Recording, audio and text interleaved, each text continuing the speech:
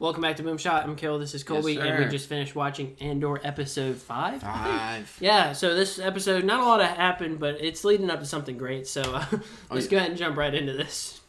Boom, you looking for this? First of all, let's cover, I guess, what happened in the episode since it's not a lot. Yeah, we kind of predicted last episode wrongly that they were going to have the incursion. That's his first voice crack on the channel, boys. Wow. Incursion was going to happen in this episode, but we were wrong. We were indeed wrong, but I'm actually kind of glad because we got to see a little bit of a team building type thing. Obviously, the big theme of this episode, and I guess really the last two episodes, is that they don't trust Andor. They don't trust Clem, I guess is what they call him, but they don't really trust Cassian, especially Skeen. Skeen is a sussy baka. Yeah, but anyway, I'm not a fan of Skeen for real. He's like... He's sus, dude. He really is kind of sus. So, like, do you think his motives are actually pure? Obviously, he said his brother... I didn't. I thought the whole way that he was going to... Most of the way through the episode, I was like, they're going to have the incursion, and he's going to turn on him. He's going to, like, kill one of their own. Yeah. And Andor's going to be the only one that makes it out alive, and he's going to have the bag and save the rebellion by himself. But after the story about his brother, I'm having second thoughts about that. I feel like he might die now. Mm-hmm. Which I say that about every character, but... Well, it's kind of like the Hawkeye thing from Avengers 2. It's like... Yeah. They give him a whole family backstory, and That's they true. didn't kill him off, but still... That's a good point. They could very well kill him, which we don't see him in the rebellion later, but, I mean... I don't think that really means much. Then I guess that's kind of what happened. That's what's happening on the front. Obviously, the episode ends with them about to start the incursion or whatever. I can't wait, dude. I forgot what that one dude's name is, but the guy who's been training Cassian, he's in charge now. So Cassian's following him. But so that's that story. We kind of like 3 different stories going on at the same time, which I kind of liked. On Mon Mothma's side, we get to see kind of what's going on with her. It's looking like she's not really paying attention to her family all that much, which is kind of sad. It is sad. I think her husband's kind of sus, though. I don't like him. He's kind of a bot, for real. I feel like he's going to find out or something. Yeah. Or she's going to tell him about the rebellion to kind of rekindle their relationship or something. It's like, okay, no more lies. Yeah. And then he's going to be like mad until... Or maybe he probably won't get it out, but he's probably going to try. Yeah. This is just a rogue theory. He's going to try and tell the Empire, and then someone kills him before he can. Yeah, maybe that's like toward the end of the show. That's what Cassian's Cassian, dude. Yeah. Cassian would be perfect for that. Yeah, that'd be probably his objective. I would love that. That'd be so dark. That would be so dark because she like has to order the death of her own husband because like he threatens to out the rebellion. But yeah, I don't think he'll obviously do it because that was kind of like why she was an ideal leader for the rebellion because she had an inside, she had an in to the Empire because she worked in the Senate. So and that's how she also secured a lot of funding as well. So as we're gonna see, she won't get outed. Yeah, but I think something may happen. I mean, he's just.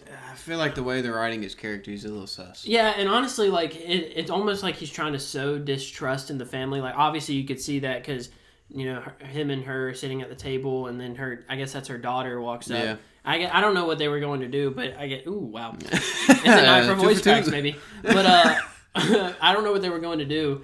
But and the daughter starts arguing with Mon Mothma, and the dad's just kind of sitting there. He's like, like whatever. He's kind of like, let's go. But I don't know. Maybe he's thinking about filing for a divorce and seeing if he can get custody or something like that. But yeah, he's just sus to me. Yeah, I'm not liking him. But yeah, we catch up with Luthen too, right? And he's is he having second thoughts about Andor? You think? Yeah, that's what it seems like. I think he said he forgot one key part of the plan. We don't know what it is, but do you think he works for that assistant that like at the is shop? He the real assistant here? Is that the question? It's what it seemed like. Maybe she's the mastermind behind all this. Dude, it's what it seemed like because he was trying to, I guess, contact because like we said, Andor kind of being sus. I guess. I think what he was doing was he was trying to listen in for Andor betraying them. Be like, oh, there's a little rebellion about to attack. Mm-hmm. I think that's what he's listening for. He's listening like on the news, kind of. Yeah. Okay. No, the lady came in and she was like, you turn that off. Like I told you to turn it off a long time ago. That's what kind of made me think. I was like, this guy's like the leader of the like. Dude, it would be like a triple mislead though because you think, okay, he puts on a front like he's the owner of this store. Yeah. And then they find out, oh, he's not actually who he says he is. They bust him, but turns out it's not him. It's his assistant. That would be kind of crazy. That would be kind of crazy, dude.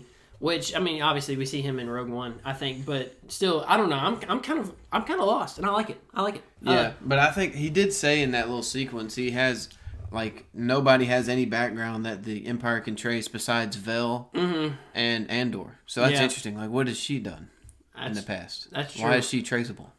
I kind of want to know that. Was she a part Vel, of the I like Empire? her character though, but Yeah, she was she's cool. She's like a strong leader for that little rebellion group, but she kind of lost control there at the very end because everybody was starting to turn on Andor. Yeah, and that's not her fault. I mean, she's doing the best she can. She really is a strong leader, and she's the only one that kind of has faith in Andor. It's like, yo, we need him to complete this mission. Well, as we saw, that they don't have any idea how to get the ship off the ground. It's going to take an Andor type miracle, but we know that he can do it by Rogue One. But he also died, so we won't talk about that. But anyway, I kind of want to see what Vel's backstory is, but I don't know if I have a feeling she'll die. I'm just going to go and throw that out there. Yeah, that would stink, dude. I have a feeling she'll die. She'll have to like sacrifice herself. Take Skeen, dude. Yeah, really, Not dude. Vel. Somebody sacrifice Skeen. Throw him off the daggum bridge or whatever. What? His poor brother. Maybe he dies in the explosion, so he has like a heroic death. Okay, I hope neither of them die, but if it has to be one, I mean... Yeah, sorry, Skeen. Sorry, Skeen. Skeen getting... I don't know. Anyway. But... And then we kind of... I don't know what the officer's name is. I'm just gonna call him John Walker, because that's who he reminds me of. We see John Walker kind of sitting with his mom and like talked about Uncle... what's his name? I want to say Harold. Is it Harold? I can't remember. Yeah, the uncle that was... Like, it talks to his uncle or whatever, trying to get him recruited. But we see at the very end of the episode, I think it was actually the final scene, he opens up like a hologram of Cassian. So it almost seems like he's gonna kind of go on a rogue mission. He's back on the... Ooh, what if he reunites? This is like kind of a fourth storyline going on with that lady. Yeah. That is on to Andor and the boys and the girls. Oh, yeah. What's her name? Well, I forgot about her. Yeah. See, I'm... Okay. I'm just going to say this. We kind of recapped what happened with the episode. Obviously, the lady that works for ISB is trying to hunt down Cassian. The other dude, the guy that worked for the Corpo Security, I can't remember his name. I think it starts with an S. He's trying to hunt down Cassian. So Cassian's making enemies. They're about to take over this thing. But that's kind of what I like about Andor. It's kind of like, it doesn't feel all over the place. Like, obviously, the central storyline is with Cassian, but like all points are going to lead to him at some point. Yeah, that is true. I like that. And the thing with his sister, I think, will still happen down the line. Yeah. What if while they're embezzling the money or whatever, in the incursion, next episode, I hope, what if there's like, they succeed, but they get a picture of his face? Ooh. And then this guy comes forward, he's like, yo, this is the same guy I was hunting. Mm-hmm. And then that lady takes the lead and they work together. Dude, it's going to be really interesting because they're going to have to overcome some major obstacles to get the rebellion up, and especially if Cassian works for him since he's got a history. Yeah, that's true. Like, if they figure out he's working for this like anti-empire thing, like the rebellion is going to be under fire already. Yeah, he's going to be probably the easiest to track in the whole rebellion. Yeah, which is crazy to think about, but like he's probably their best asset right now. He probably He's their best asset, but he's also their biggest. He's like the thorn in their side. Yeah. Which is kind of crazy to think about. Like, he's got, like, this really high potential, but also, like, it could be a pitfall for him. Which is, that's what I'm glad. Like, I'm glad to see stakes in the show. Which we don't really obviously know what's going to happen after they embezzle the money, which obviously I'm assuming it goes well because, they're beating the Empire later. So Cassian won't die twice. Yeah. Maybe, dude. We know that Rey can force heal, so maybe she's out there somewhere. She's going to be, like, force healing or whatever. I hope not. Anyway. But that pretty much covers. I'm excited for this show. Like, I love the intrigue behind it. Like, it's not like super gritty and dark like I would love to see from a Star Wars show. But it's got like this espionage, intrigue, team building. Like, all these plots are gonna lead back to. It's like a spider web. He's like at the top, kind of like with Daredevil season 1. Like, you got Kingpin at the top, and all roads lead to Cassian at the very end. I think what I like about it too is there's not gonna be. You could say this is a filler episode, but it still pushed the story forward. Yeah, exactly. It did. Like, it was filler in the sense that nothing happened what we thought would happen, but yeah, it's definitely pushing the story forward. Yeah. We're getting, and it's setting up plots. Like, because after this happens, like, this is going to finish it by episode 6, which means we still have half the season left for something else to happen. So they're setting up the Corpo security dude. Yeah. They're setting up the ISB agent. Those are the two big storylines that are on the setup right now, which is good to see. Yeah, that's the thing. Like, in Mando and stuff, you had the spider episode where people complained about that one as being filler. But the thing with that episode is it was literally just they branched off, did that. It didn't affect the main storyline. At all. Back, and went forward. Yeah, exactly. This is literally just one continuous line so far. Yeah, I think that's what I like. It's just everything's happening simultaneously, but it's all in relation to Cassian. There's not like an A plot and a B plot. There's a plot and an A.5 plot. Yeah.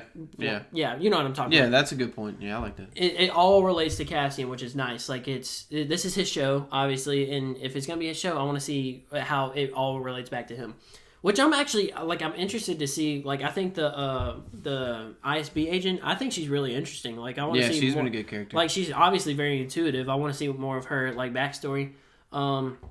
I kind of like John Walker. I think he's kind of a beast. So he's a good character. He's got intrigue, and that's what we those are the two main villains, and they're both good so far, and they've been introduced early. And we're not even thinking about it. We haven't really even seen the Senate yet. We saw a bunch of Death Troopers and Clone Troopers. Like we've barely seen anything yet, which is amazing to think about because I can only get better from here. This is just kind of like. That's just what I love about this arc. It's kind of like an arc. I feel like we'll get a 6-episode arc and a 6-episode arc.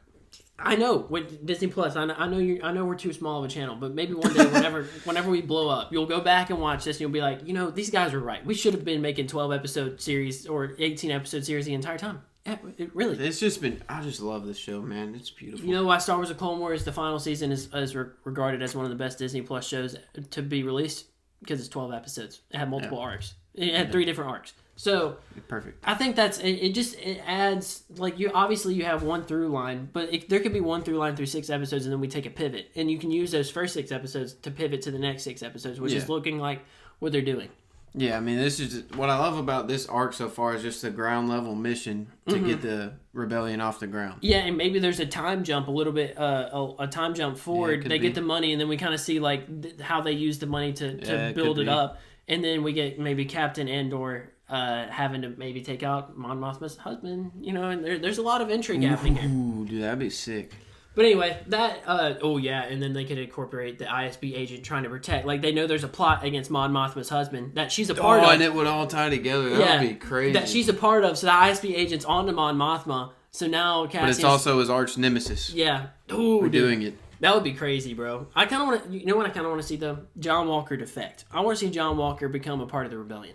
That would be I think cool. he's got the blood. And then that lady becomes, we need to learn her name, but she becomes the main villain. Yeah, I don't know why I can't remember her name. Anyway, but I don't think they said it this episode either. Like, if you watch closed captions, like, they have it. But anyway, that's our thoughts on the episode. We're really enjoying Andor so far. I probably it might be my 3rd favorite Disney Plus show so far. It's probably my show of the year with Rings of Power. Yeah, show of the year for me right now too, definitely. Just so much. It's just I don't know. I like the grassroots behind it. It's really it's beautiful. It feels like Daredevil, just on the streets, bro. He's just on the streets. He's doing what it takes to build up this make his galaxy better. So that's what I like. But anyway, let us know what you guys think about the show, about this episode, what you think is going to happen next, and thank you guys for watching. We'll see you in the next one.